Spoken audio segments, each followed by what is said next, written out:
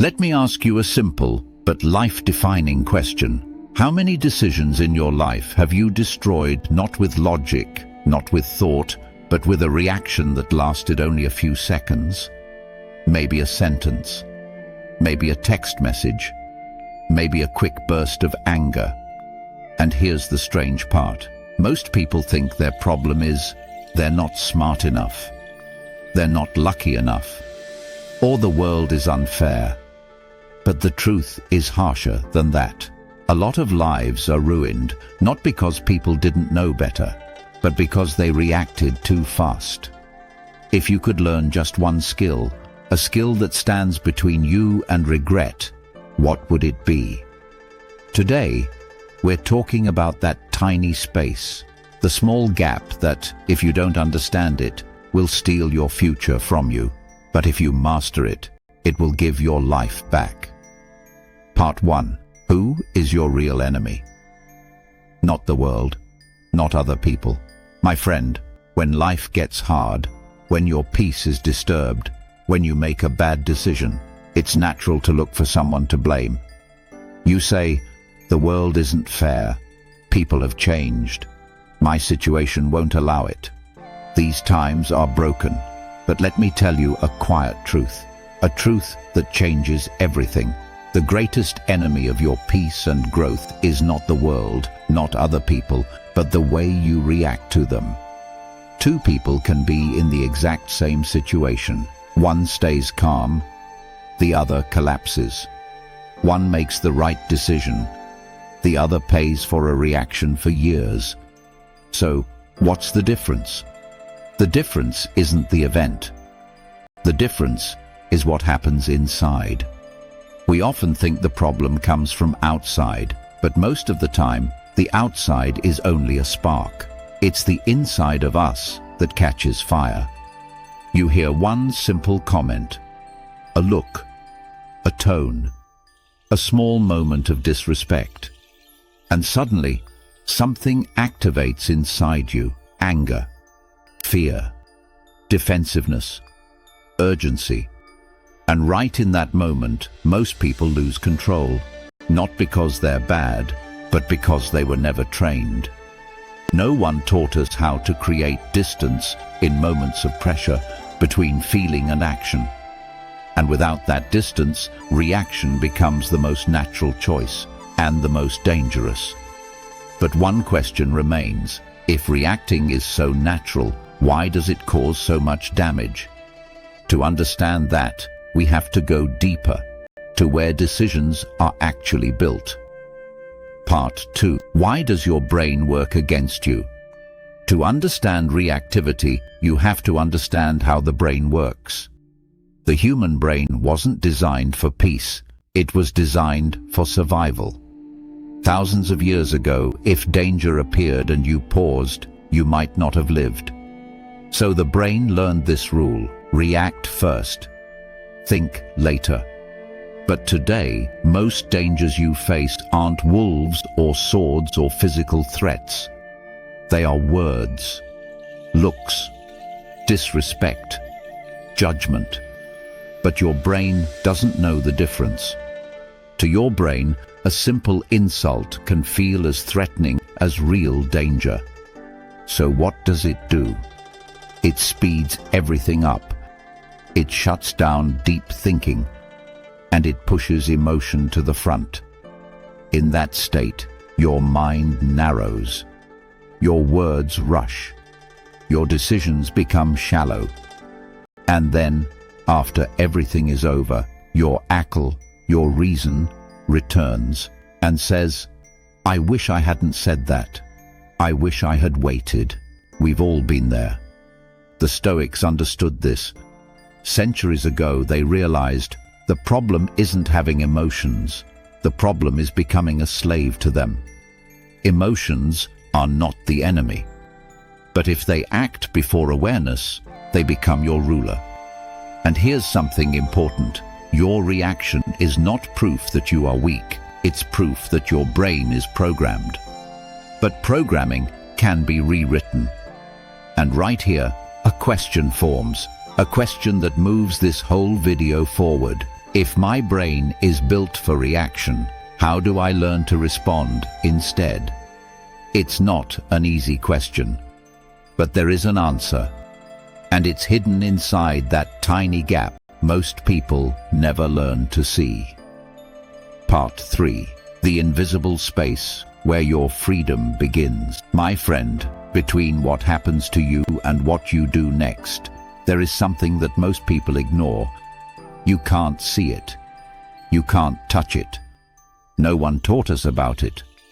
But the entire difference between a peaceful life and a life full of regret is right there. That space is the gap between stimulus and reaction. A comment is heard. A message arrives. Something happens. And usually, immediately after, action appears. But the Stoics discovered something most people never notice. Between those two, there is a very short pause. At first, that pause is so small it feels like it doesn't even exist. But that pause is where freedom is born. If you don't see that gap, your life runs on autopilot. Feeling appears. Action chases it. And you simply watch the results unfold. But if you learn to stand in that gap, even for 1 second, everything changes. Let me be clear. Freedom doesn't mean you control every situation. Freedom means a situation cannot drag you straight into reaction. Most people live on automatic mode, like a car with no brakes. When something triggers you, you often don't even notice what happened. Reaction shows up before awareness. Someone criticizes you, and without a pause, you're already defending yourself. You feel disrespected. Anger rises, and your tongue moves faster than your mind. Fear arrives, and your mind pulls you backward, to retreat, to escape, to hide, to choose what only brings temporary relief. In those moments, you think you made a decision, but in reality, you just answered an internal wave. And that's how life moves forward, without you realizing it, on autopilot. Later, you tell yourself, I couldn't help it. I got nervous. The situation forced me. But the Stoics asked quietly, if you truly had no choice, then where is freedom? Here is the truth. Freedom lives in that small gap we usually pass right over.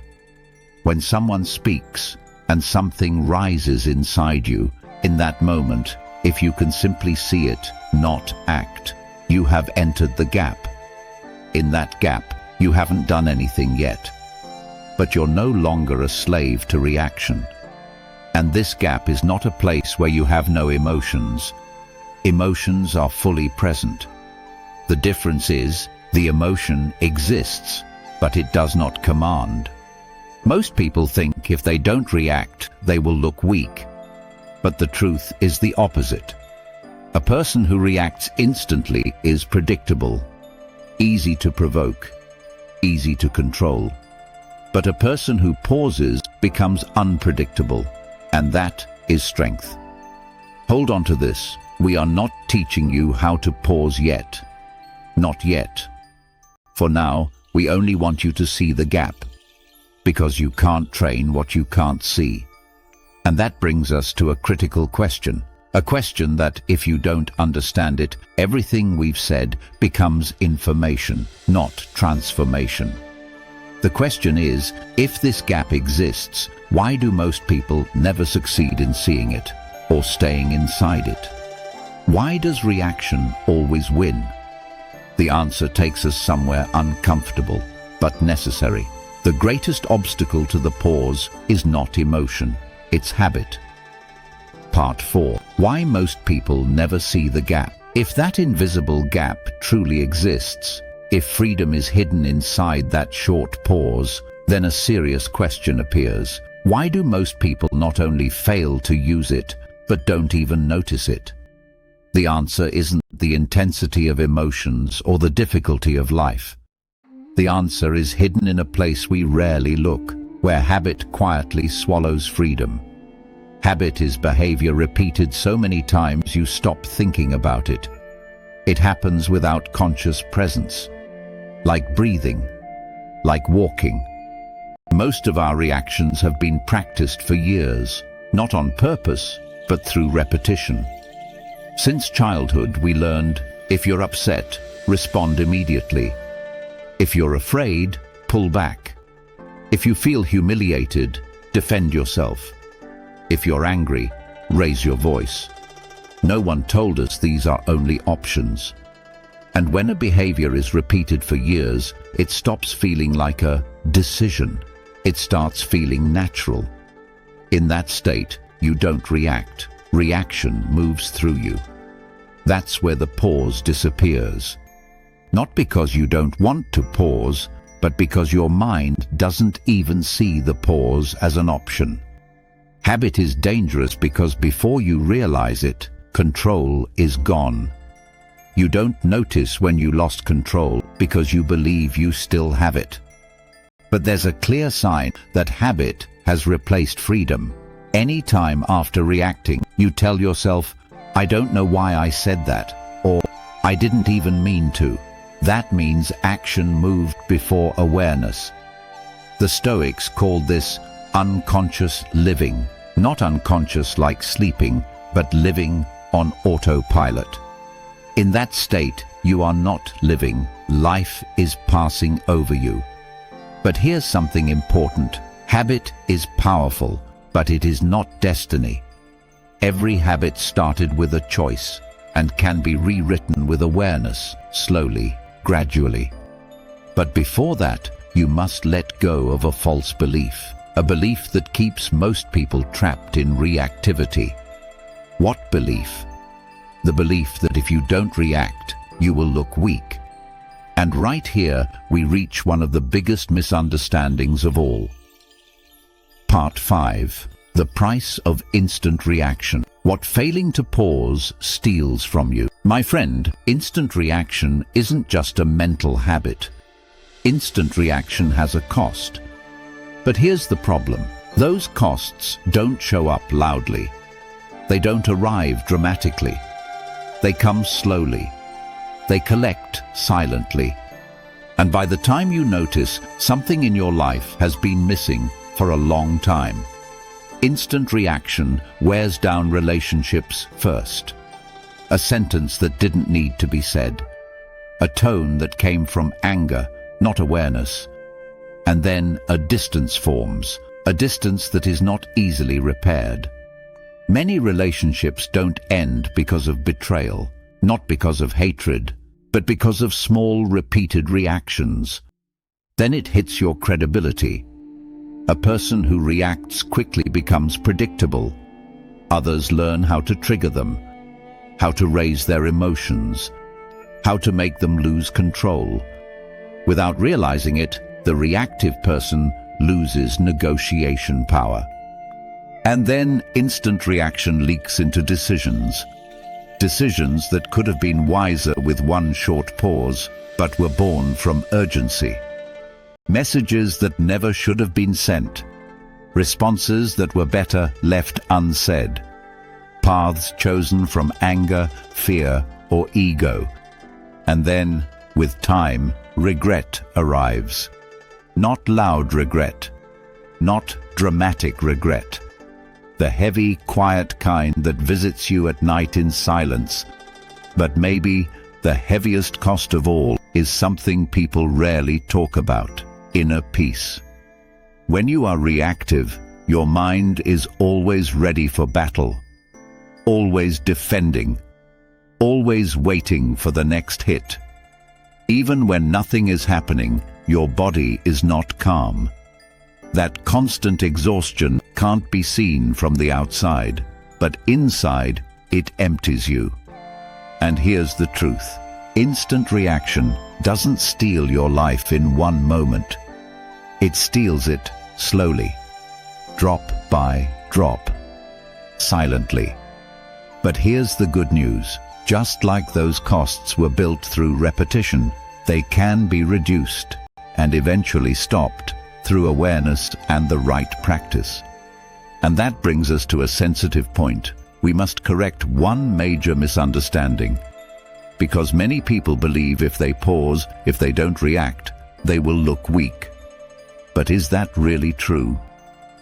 Part 6. Why pausing is not weakness. A new definition of strength. Most people carry an unspoken belief. If I don't react immediately, if I don't answer, if I don't defend myself, I will look weak. That belief is so deep we don't even question it. But the Stoics believed the opposite. They said, weakness is the inability to pause. Strength is the ability to hold yourself.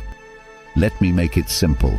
The person who reacts instantly is showing that their emotions are driving them. Anyone can get angry. Anyone can shout. Anyone can attack or defend. That doesn't require strength. It requires release. But pausing is not for everyone. Pausing means the emotion is present, but you still hold the steering wheel. Pausing means you don't spend your power trying to prove you are powerful. In a world where everyone speaks loudly, conscious silence is power. In a world where everyone judges quickly, seeing the full situation is power. In a world where everyone reacts, choosing your response is power. The Stoics said, the one who can govern themselves doesn't need to govern others. And here's a subtle but important point. Pausing doesn't mean you always stay silent. It doesn't mean you never stand up for yourself. It doesn't mean you let people walk over you. Pausing means first become aware, then choose. Sometimes the right response is speaking. Sometimes it's silence. Sometimes it's stepping back. Sometimes it's standing firm. Real strength is choosing correctly, not reacting quickly. Reactive people often have to explain later why they acted the way they did. Aware people rarely need to explain, because their actions came from a place aligned with their values. And that leads us to a practical question. If pausing is strength, how do we practice it in real life? Not in a book, not in a quiet room, but right in the middle of pressure. Part 7. How to practice the pause. Simple tools for hard moments. So far we've understood pausing is strength. Reactivity is habit. But one question remains. In the exact moment when emotion rises, what do you actually do? Not later, not in imagination, right then. The Stoics didn't chase complicated techniques. They used simple practices built into daily life. Practice 1. Name the emotion. When something rises inside you, before you do anything, simply name it. Not to judge it, not to suppress it. Just say, anger is here, fear is here, anxiety is rising. That simple act of naming creates distance between you and the emotion. You are not your emotions. You are the one experiencing them. And that distance is the first form of a pause. Practice 2. Conscious breathing. Not to calm down instantly, but to return control to the body. One slow inhale. One longer exhale. When you extend the exhale slightly, your body receives a message. There is no immediate danger, and the mind follows. It's only one breath, but one breath can break the chain of reaction. Practice 3. The Stoic question. In that short pause, ask yourself, is this situation actually within my control or not? If it's not, why should my reaction consume all my energy? Then ask, 10 minutes from now, when I look back at this moment, what do I want to see in myself? That question becomes your compass.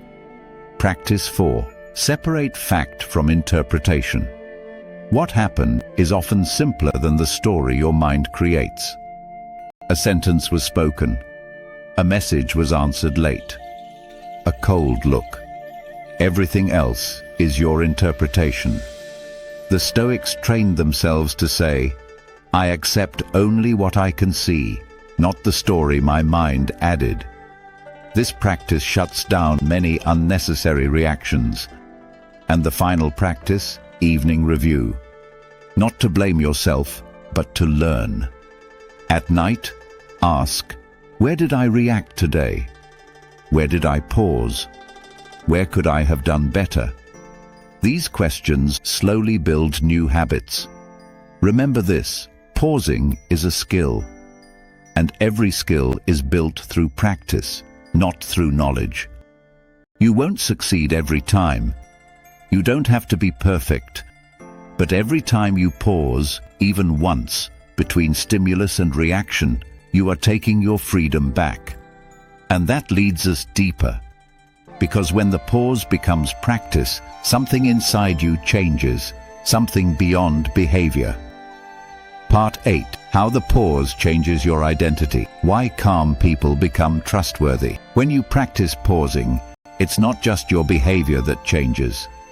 Something deeper shifts. Slowly, the way you see yourself changes. You are no longer someone pulled around by emotions every moment. You become someone people can rely on when life gets hard. And people feel it quickly. Not through your words, not through your explanations, but through the calm that follows you. Someone who pauses doesn't panic in crisis, doesn't shout in conflict, doesn't break under pressure. And that builds trust. Not performative trust, but the deep kind, the kind that forms in silence. The Stoics said, character is built in moments when no one is watching. When you can hold yourself in the privacy of decision, you become dependable in the eyes of others. But more important than how others see you is what happens inside you. You begin to trust yourself. You know that if pressure comes, if words hurt, if situations get hard, you won't collapse. That feeling, I can handle myself, is a quiet power. A power that doesn't need to prove itself. When you trust yourself, you need less to scream your correctness, less to convince others, less to defend. And here's the interesting part. The less you react, the more seriously you're taken. The calmer you are, the heavier your presence becomes. This calm is not numbness. It's not indifference. It's the result of self-knowledge. You have emotions, but you are not trapped by them. You know what deserves a response and what deserves to be released. And that means you're no longer just living, you're steering your life. But there's one final layer. Because even with practice and awareness, life will test you again and again. So the final question is, when real pressure hits, when everything becomes fast and harsh, how do you keep the pause alive? Part 9. Turn the pause into a way of life. My friend, people are not going to change so you can stay calm. Life is not going to become easy so you can pause. There will always be something waiting to trigger you. But now you know something most people never learn. Between what happens and what you do next, there is always a choice. And that choice is called the pause. The pause is not a psychology trick. It's not a motivational slogan. The pause is self-respect in the moment when losing yourself is the easiest thing to do. You don't have to be calm all the time. You don't have to never react. But if just once, in a hard moment, you pause and choose a response instead of a reaction, something inside you changes. Slowly, control returns to you. Reactions become fewer. Decisions become clearer. Relationships become healthier. And most of all, you begin to trust yourself. You know that if pressure returns, you won't collapse. You know you can hold yourself in the hardest moments. And that creates a calm that doesn't come from outside, and can't be taken away by the outside. If this entire journey could be summarized in one sentence, it would be this: your freedom is hidden inside the short pause most people rush past. From today, don't chase changing the world. Chase that small pause. That's where life becomes quieter. And remember, peace doesn't come from controlling the world. It comes from the pause you choose before you react.